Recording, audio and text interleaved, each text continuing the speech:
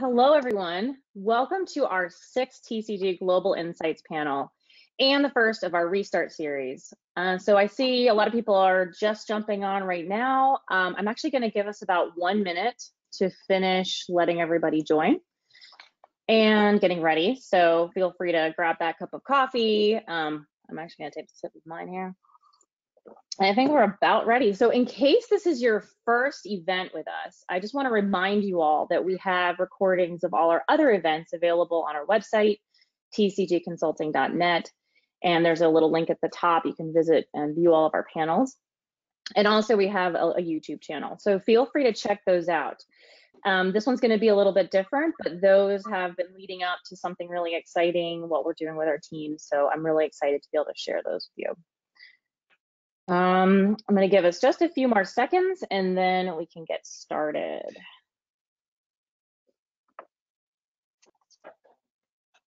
Okay, see people slowly trickling in.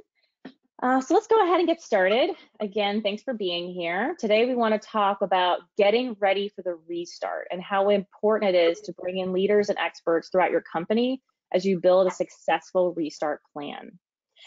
As always, we hope each and every one of you is safe and healthy, and I'm so excited about this panel today as we get to highlight some amazing global directors and managers from TCG who right now are in the midst of guiding our clients through their own restart strategies. I'm sure some of our panels today are just finishing up client strategy meetings of their own, and we're coming from all over the world today. So I'm thankful for the team members who are with us. And some of you are late at night. So good morning to our team in the US, and afternoon to our team in the UK, and good evening to our team in the Philippines, and then to everybody else out there, hello from wherever you are. Okay, so we've worked really hard pulling this panel together, and I encourage you to take notes. Today is going to be heavy, but it's going to be fast and fun, and we're going to include stories, so be ready to take some notes. I also encourage you to submit some questions in the chat box that you should see on your screen as part of the webinar. We always look at those during the event, and although we have a lot to cover in the next 45 minutes, we might get to a question or two at the end. So do fill those in. If we don't get to your question, I promise to personally send you a response from our team for each question submitted. And I didn't properly introduce myself at the beginning. So hello again, I'm Christy Harner, the Chief Marketing Officer here at TCG Consulting. And I now want to hand things over to Albert Terrace, the President and Founder of TCG, for his own words of wisdom. Albert, take it away. It's a good place to start in words of wisdom is making sure I thank the appropriate people. And that starts with yourself, Christy, and the team behind the faces here on the screen who helped put this together. Appreciation all the way, right? And so we started this on April 1st, and no one knew we'd go into July, right? And we moved through the COVID and the impact, and now we're into the restart as we start looking out into the future. And I'd suggest, as I prepared for the meeting, we're introducing you to the best of the very best. And this is representation of our team across the globe who are working actively with our clients in the market to bring back travel. And so with that, I'd like to suggest 3 questions that we're kind of looking at. And more broadly, what does a restart plan look like? I think at a start point, there's no way any of us can look and think we're coming back to anything that looks like February 28th, or the last date that we brought a traveler home. Simply said, the next time we get on a plane or a train, check into a hotel, or get our rent-a-car, every aspect of that is just going to look and feel different. And reverting back to that start point is no longer an option, and thus this restart plan.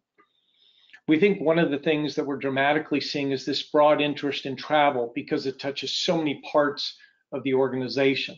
We think this is a great chance for travel managers and procurement, who typically has overseen travel, to reach out and connect themselves with broader stakeholders to drive even broader perspective and initiative in managing this.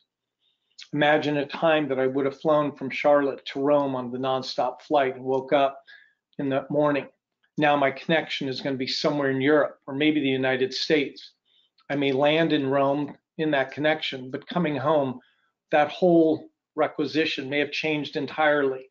There may be my connection city in Germany now quarantining inbound travelers from Italy. How do we prepare and plan for that? How do we run through that whole set of scenarios for each trip we take? Each one are now critical missions. I think the second area that we're looking more broadly is what we're calling broad spend under management. Today we see cashless payments in the United States. That's more than having pennies and quarters and nickels available to pay things. It's now these group of people who are staying home and part of a broader employee-initiated spend. And so we think today looking more broadly across not only travel, which is enabled at the front end, but true end-to-end solutions, which include the meetings component, payments component, the actual expense reimbursement, and the process and the workflow that supports that infrastructure. Ideally, we're now integrating broad payment into meetings, payment, virtual travel, and other areas of procurement into broader spend under management, which travel forms a critical start point to it. So with that, we think that there's going to be a lot of contingency planning that must be communicated intelligently well. We also think it needs to be tested and tried, because the best place to test it isn't when it's happening. We think in the coming near future, there's a critical impact on agencies, and we're not sure that all of our agencies are going to be able to meet that. We think somewhere around October, 30% of agencies may not make this transition or out of this phase if it continues that long. Identifying your agency strength and able to enable your new policies, critically important, and looking forward at a roadmap into the coming year to enable new technologies and platforms to drive that spend. So as we look here at the stair steps for our clients and partners who have seen this before, it's familiar. Typically, it looks at about $5.9 million going through the agency. The 1.1 million, that bypass, is going to be discussions in today's session. Palm will highlight the impact of a bypass. But historically, that meant we'd reimburse about $10 million in T&E expenses through whatever workflow we did. Some of that would be paid directly to traveler on credit cards, other in different types of invoicing or direct payments. We think TCO encompasses 17 areas that touch this entire workflow. But now what you're seeing brand new is this $45 million broad spend under management. Typically, our benchmark is now 4.5 times the actual T&E reimbursement forms spend under management. And we think this is a great opportunity, especially with mature travel programs, which are almost 84% of all programs out there, to look at broad application and broad workflow on an end-to-end platform. And so with that, Christy, on the next slide, we'll talk a little bit about the stakeholders. And I introduced the concept that this has grown much beyond the travel management function, maybe even procurement.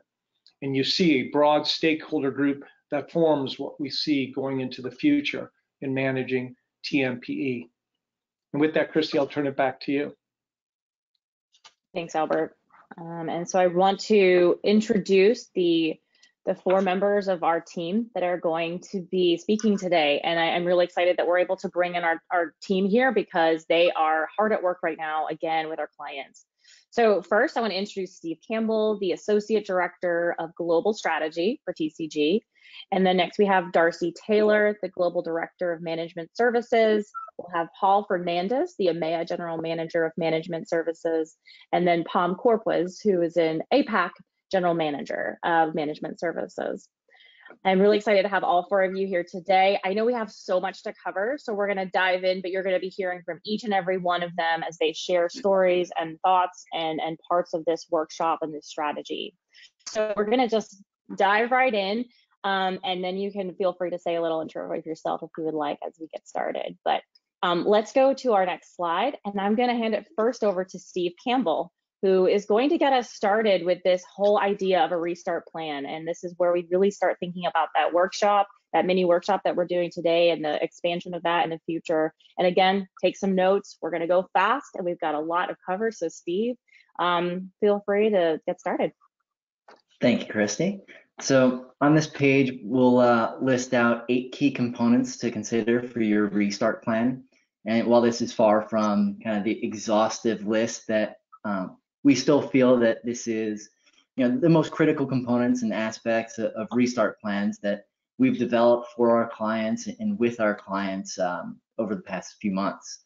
So I'll cover a few components briefly now, and then I'll hand off the mic to our capable team, and they'll explore some use cases and specifics diving into each of these components. So if you feel that there's anything we missed during this part or have any additional questions today, as Christy mentioned, feel free to shoot us a question in the text box, and we'll make sure that we get those covered. So starting with the alignment to strategic imperatives, or SIs as we call them, at TCG, we've been advising clients on ways to align their travel, meetings, payment, and expense programs, their overall organizational strategic goals for several years. And now it's become even more important than before post-COVID. So by focusing your TMPE, or travel, meetings, payment, and expense programs, with your corporate SIs, you're solidifying the strategic value of your program and really getting that support from senior leadership. So your senior leadership is being held accountable for revenue, employee retention, customer satisfaction, and compliance. And some of their focuses might be growing revenue 5% year over year for the next 5 years, or expanding operations into new markets or cities, reaching cost-cutting goals, or increasing employee retention. So the more that you demonstrate to your leadership the value of your TMP program, not just for the tactical way that you're managing it, but the strategic focus that you have in incorporating these broader company goals into your program, the better support you'll get from your leaders. So the next one I want to talk about here is SUM, or spend under management. So SUM is a platform that we've seen accelerate in growth, grow in popularity over the past, we'll call it 6 months, 2 years, and especially since the pandemic. So briefly, SUM is a methodology where organizations are actively managing their cardable spend. So that's not limited to travel, meetings, payment, or expense, but also including employee-initiated spend and overhead costs like office supplies, and even sometimes office leases or rent.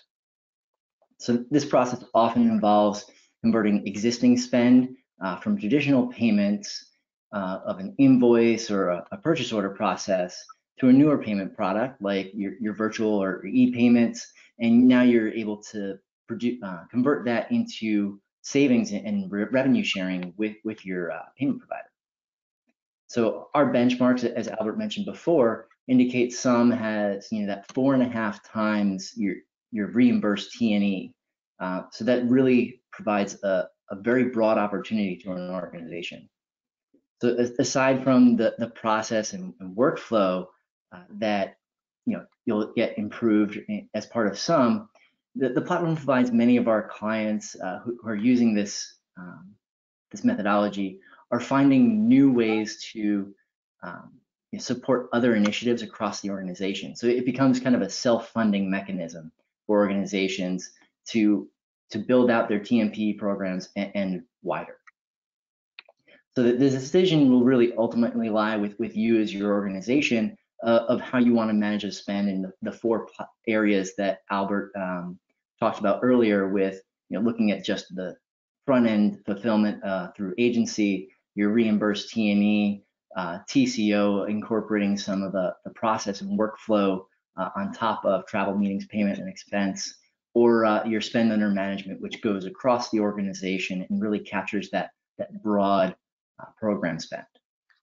So looking at supplier rationalization, before starting travel back up, organizations are going to need to reassess how they'll be traveling post-COVID.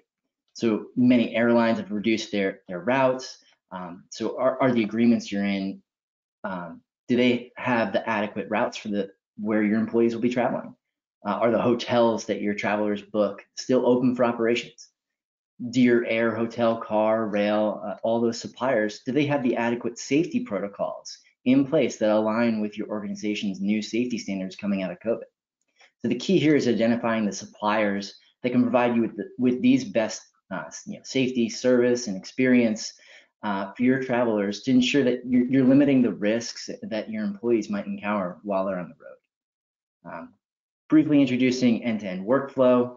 So this is, the connection from pre-trip approval process through booking, taking a trip, submitting an expense report, reimbursement, and even invoicing and posting of journal entries to the company financials. So the key to an effective end-to-end process is having the right suppliers and technologies in place to connect and support each of the workflows, all the way from booking your trip or getting the pre-trip approval through to reimbursing that payment and getting everybody all set there. So not to take up too much time here, I think I might be going long. So we've got risk mitigation, contingency plan, policy alignment, communications.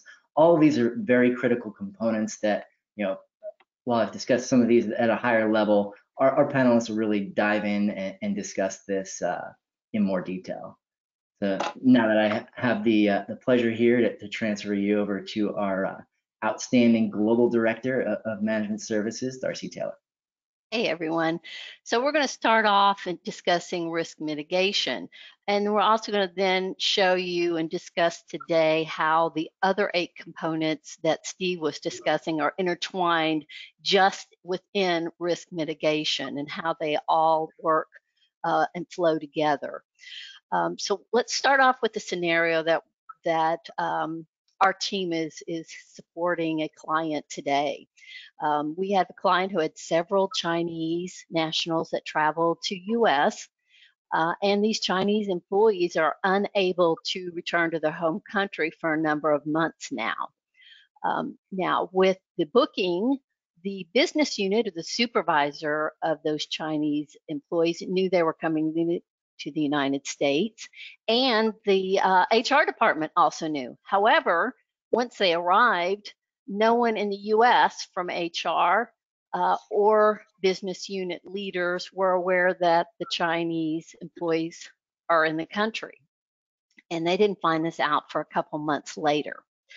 So we have employees who are in the country who can't return when we hope that the flights will return by August. Majority of these employees are plant workers. The plant closed down. That's problematic.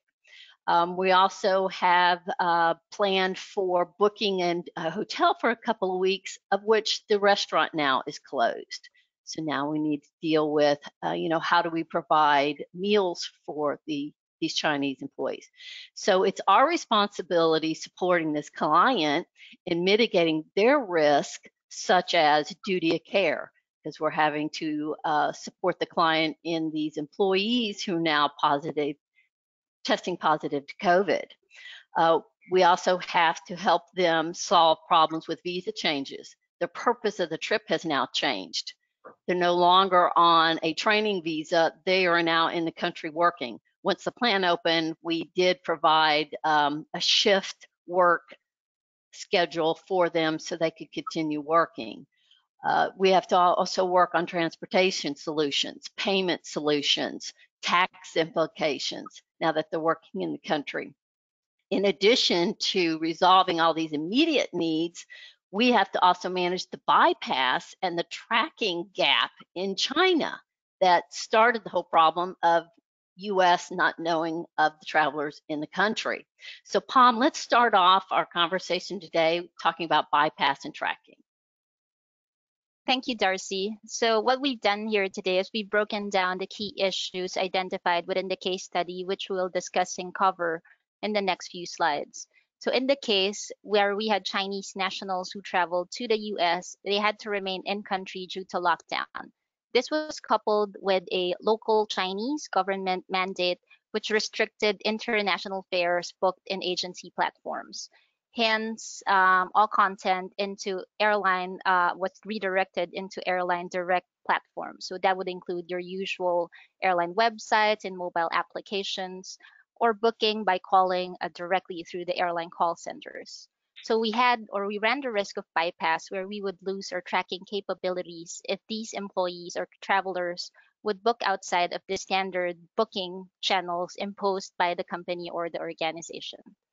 To address this, we partnered with our client in implementing an integrated workflow from travel to expense, which ultimately builds a program where the risk of bypass is reduced if not eliminated. We used the company's T&E policy as the backbone of the traveler's experience and program, enabling that through the right suppliers and partners. While we've laid the foundation right, we also needed, of course, to collaborate, connect, and engage with the key stakeholders within the organization, from IT to procurement, HR and security, and ultimately communications. We needed to make sure that the travelers know the who and the what, so who they need to reach out to, what they need to do. So in the end, all the strategic work that we've done collaboratively with the clients and the stakeholders allows travelers not only to travel safe, but also travel smart. So we've touched this also at a more broader scale in the white paper that we've recently published. So restarting corporate TMPE programs or travel meetings and payment and expense programs, where we talked about automation of TMPE processes from request to approval, from booking to payment, expense submissions to reimbursements and client billing. Also, keep in mind that agency is not your only bypass. You have other areas of bypass. Exactly. So are we dealing with incorrect visas? Are employees obtaining the easiest visa, the quickest visa for their trip? Are you tracking in-country expats that are not on your transient tracking reports? Exactly. So it's also things you have to need to keep in mind. And are you, from your management program, are you coordinating with those key stakeholders that Albert was discussing and talking about, HR, compliance, to ensure that your employees are obtaining the correct entry documents? Because it's a huge liability to an organization and risk if your employees are entering country with the incorrect documentation. So let's talk to all our members here who joined today about risk mitigation associated with taxes and visas. Sure. Thank you, Darcy. So just going back to the case study, so these nationals had to work in the US for several months or for an extended period of time. So that added another layer of complexity as we needed to alleviate unplanned tax and visa implications that arise during the situation and with the ongoing crisis. So you will need to ask yourself, so will the travelers have the right type of visa to work within another country for an extended period of time? As Darcy pointed out earlier, having incorrect visas may have a long-term implication to any organization. So what are the implications of working from an income and tax perspective? So accessibility, having access and visibility of information from both the traveler's perspective and the key stakeholders within the organization is paramount in mitigating this type of risk. So in addition to supporting and planning, how to mitigate unplanned tax and visa burdens, not only while the travelers were staying in country as the situation was ongoing, we also needed to look beyond that for looking and planning on their safe journey home, where there are additional controls and measures that will come to play and that would also be needed to take into consideration. So from self, mandatory and state quarantines, health certificates, travel restrictions that may vary from country to country, and so on and so forth. So having the right end-to-end workflow at the same time collaborating with the right people from various areas within your organization will really help mobilize all the existing processes and policies in place to mitigate and have controls within the workplace to avoid these type of risks at the forefront. Right. Correct. You're correct, Palm. Without the proper workflows in your organization, you have a high risk of exposure for your organization. Exactly. And keep in mind that to monitor your travelers and how many days they are in country, the purpose of the trip may have changed. And what internal key stakeholders do you need to engage or notify is crucial as part of your workflow as managing the program. In addition to this situation, do you have the correct key suppliers in your program for short-term and long-term housing? As you noticed that our travelers were here for 2 weeks. They were put up in a hotel. That quickly changed once, especially when we realized that they were going to be mandated to stay into the country and they had no restaurant to get their breakfast, lunch, and dinners. We had to find different accommodations. So Paul, why don't we talk a little bit about housing? Sure. Thanks, Darcy. So as part of housing and travelers, housing for the travelers and workers, in this scenario, as you can tell, we've had quite a large number of people to manage in uncharted territory, so to speak. So it was important to respond with speed, right, to cover the employees' immediate needs. Being away from home is never easy at the best of times, and even more so in the height of a pandemic, especially when you see the world kind of closing down around you. So it's quite daunting to see your options being limited. So in the case, it was important to act quickly, all the while keeping the safety and the individuals at the forefront of each action, but also contingency planning for the next potential obstacle along the way. So since the return to home for the group was no longer an option, with the plant closing as well, we had to secure mid to longer term accommodation for them. And that was our priority. So sourcing accommodation through your traditional corporate hotel program or through your regular agency booking process was out of the question. We had to connect with further internal stakeholders like internal indirect procurement and facilities who had previously developed a corporate housing program with a network of suppliers. So the existing process and procedure was already in place. It was just a case of flipping a switch and initiating a request to rehouse the workers into shared service departments. I say service departments loosely, so the service is actually quite limited in the environment that we're in right now. So it was important that additional due diligence was performed by the stakeholders such as health and safety and security, and also risk and compliance, to ensure that the suppliers were acting responsibly, as Steve mentioned earlier, and had implemented measures in line with global and local public health authorities, such as social distancing, usage of PPE by staff and guests, restricted services and amenities, and enhanced cleaning procedures, things that we've been hearing about for the last five months or so. And by the same account, though, the supplier also requested that the company mitigate further risk prior to entry to the property by testing all employees with COVID-19. So this is a new world, right? So it's stuff that we've never done before. So they had to test all employees prior to moving into the hotel and also document their current health status on declaration forms. So we needed additional stakeholders involved in terms of HR, legal and compliance to cover us from a liability, transfer of personal information standpoint, right? With it being a group of people staying for an undefined period of time, it was also important to establish process procedure with clear lines of responsibility for the company, supplier, and employees in the eventuality that a member or members of the group should test positive throughout their stay. So detailed procedures on how to report and subsequent handling of positive cases in varying scenarios was developed and agreed by all parties, down to the detail of how rooms would be sealed, how they'd be deep-cleaned, how we would provide 3 meals a day to self-isolating employees. On the plus side, as the plant reopened, workers could return to work, so additional journey management planning was required to mitigate risk and safeguard the personal welfare of employees as they were traveling together to the plant. We had to find suppliers that with availability of adequately sized vehicles so that travelers could reasonably social distance as they were traveling together to the plant, ensuring PPE and sanitizer was distributed, planning of routes to reduce journey times, avoiding peak times of travel, congested areas to limit the amount of time in the vehicles. This was all considered as part of risk mitigation planning. All of this was only successful due to the collaboration of the broader stakeholder group within the organisation, which ultimately led to effective risk mitigation and a successful return to work for the group. So here you keep hearing a message that keeps resonating, how you're engaging key stakeholders and help managing your program.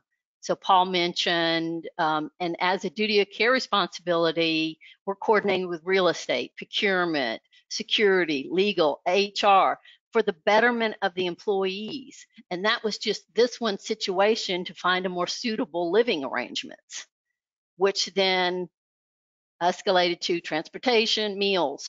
So now we found living arrangements. How do we find a payment solutions for the new accommodations, for the transportations, the food, the cash advances for incidentals? So Paul, why don't we discuss payments?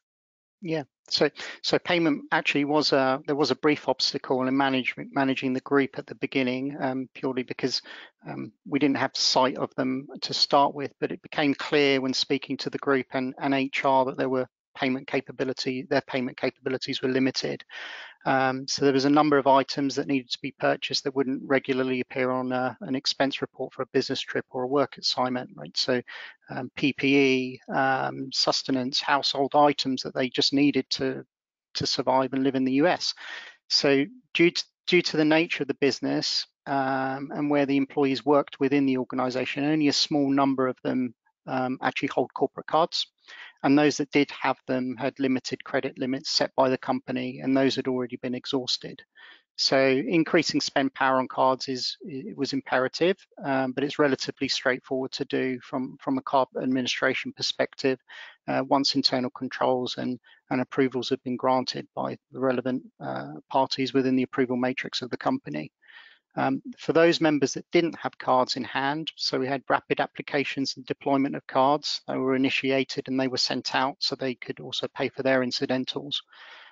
You talked about cash advancing, Darcy. So we felt the need to eliminate petty cash. We don't think it's as smart anymore, right? We don't need to do that, but we did activate cash advances and cash withdrawals within the card program or within the cards that they were holding to allow for ad hoc cash purchases, because we were aware that there were some merchants nearby that were only taking cash instead of card. The group was then integrated into the expense reporting system. So where they typically sit within the company as factory workers, they don't sit within the EMS or the global EMS for the company. So we brought them into the EMS to ensure that the accounts would remain current and accessible for purchases. It limited further workflow and burden, manage control and compliance to the card transactions and the expenses that they were incurring. So we provided them with training on how to timely submit their expense reports and attach relevant digital backup to each report, etc. With regards to the larger payments for accommodation, those weren't going onto individual cards. We chose to use a virtual card for that. So we implemented one single virtual card for the group that was centrally managed in local currency to the charge currency. And that was just to reduce complexity in terms of processing, but also to eliminate currency FX fees as well. So that worked quite well. Both suppliers were able and willing to accept the virtual card, and they saw it with added benefit in terms of quick payments, reducing banking costs from their side, and it also reduced the admin burden from their accounts receivable department, which is actually working virtually right now. And with regards to the scenario, the company had a good BCP plan. They've already got a robust payment program in place. So that mitigated any associated risks surrounding the supplier payments for the group. So had we have known about the bypass, had we known these folks were in country, they would have already had everything set up. But having the program already set up and in place made for very good risk mitigation. However, saying that, being prepared with an established company-centric payment program with all available products, so whether it be individual, virtual cards, central bill cards, and integrating that into your end-to-end workflow across travel, meeting, payment, expense, and invoice is imperative in a crisis situation. And also including payment infrastructure as a component to your BCP is critical to ensuring the well-being of employees during drives user acceptance, optimizes processes, you control liability, cash management, FX exposure, etc.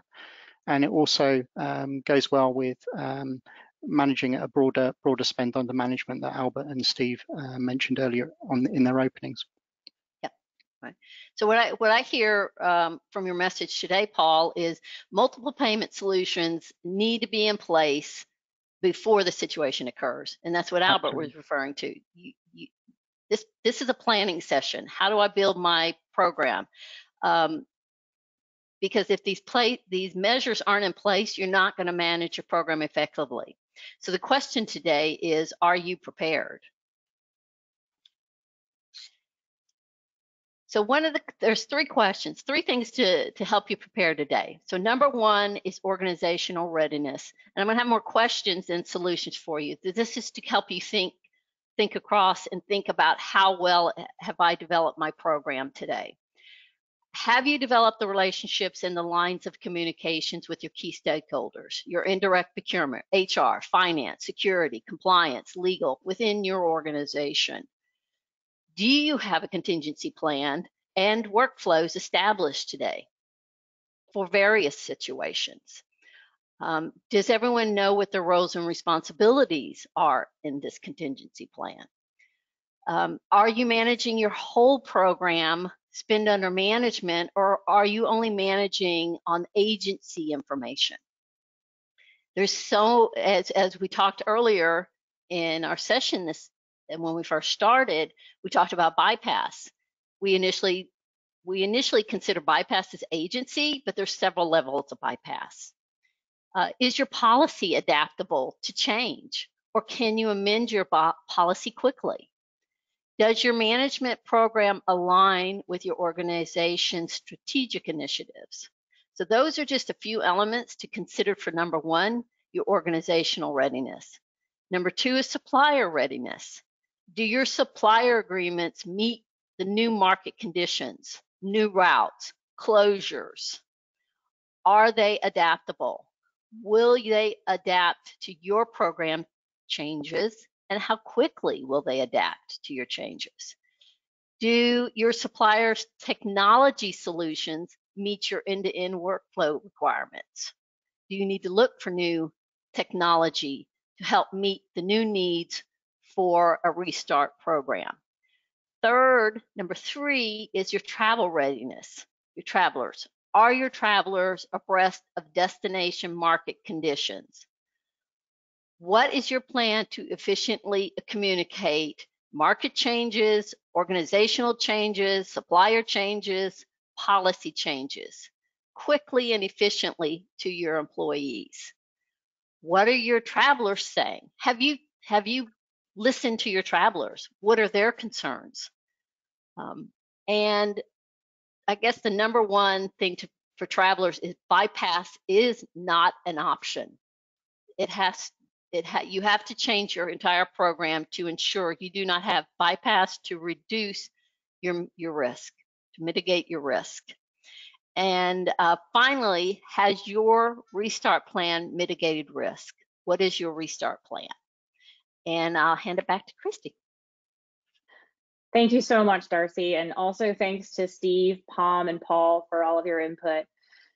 We've covered a lot today. And as the title indicates, it's just a mini workshop. So there's much more that we would also love to cover with you and your team. You've seen the level of detail and creativity and strategy needed to handle some of these complex issues. And the teams like yours are facing some very unique challenges today. It looks as though we're running out of time for questions, though I will hand it over to Albert in a second. If he's seen a question come through he wants to tackle, that would be fine. I'll let him tackle that. But as promised, any questions that have come through, and we appreciate those that have come through already, and feel free to shoot one over now, we will look at, and I will personally send a response, and if it requires something a little more detailed, I'll bring it to the team and we will send those to you as well. So as you can see, be on the lookout for some upcoming sessions. So we'll have the series is the restart workshops, and we're going to have, again, the same format with that mini workshop feel to start putting the pieces together. And we will be emailing you details on those next panels. So be on the lookout for that. Just a little hint, we'll be following the same format, but we'll include more details around what Steve talked about and what Darcy actually just finished talking about on supplier rationalization, as well as diving deep into spend under management. So Albert, I do have one last call to action after you speak, but do you have any last words, anything you want to tackle before we finish up? You've got a few minutes. Yeah, so I'll throw out a question that's come in because it's come in repeatedly, right? I've seen it 3 or 4 times now. So it starts something, Darcy, like, all right, where do I start? And while you've given a case that is complex, what happens if I'm just predominantly within my region a domestic program and I'm a travel manager? Albert, we take it step by step. We look at what's in place today, and then from there, that assessment, we can identify the gaps. And we go step by step, and we start developing who are the key stakeholders, who are your suppliers, what are your current agreements with those suppliers, what is their availability, capacity, and willingness to be a partner in this whole new restart program. And we want to keep emphasizing it's a team effort. A well-managed program is a team effort within your organization. Yeah, so Christy, there's a bunch of other questions. I'll make sure we hand them off and we respond to them. So I'm listening to this, right? And we did our rehearsal yesterday again, right? That was the final one.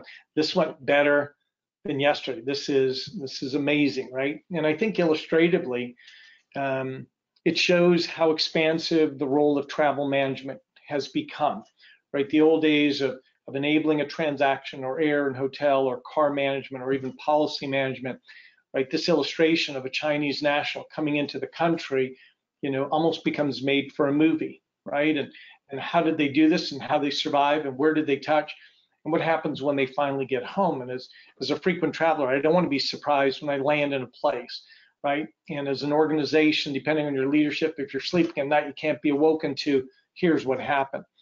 And so I think this is an opportunity, as we've talked about before, to elevate travel and then the integration of meetings, payment, expense into a bigger platform. It's mission critical.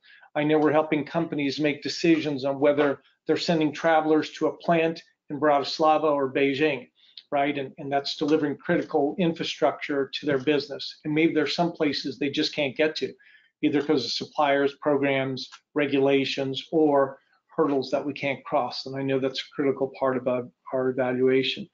So Christy, you got my points, and to the team here, you guys were absolutely amazing. I appreciate it. We always learn something new when we collaborate, and that's part of the genesis of building out these assessments. Christy.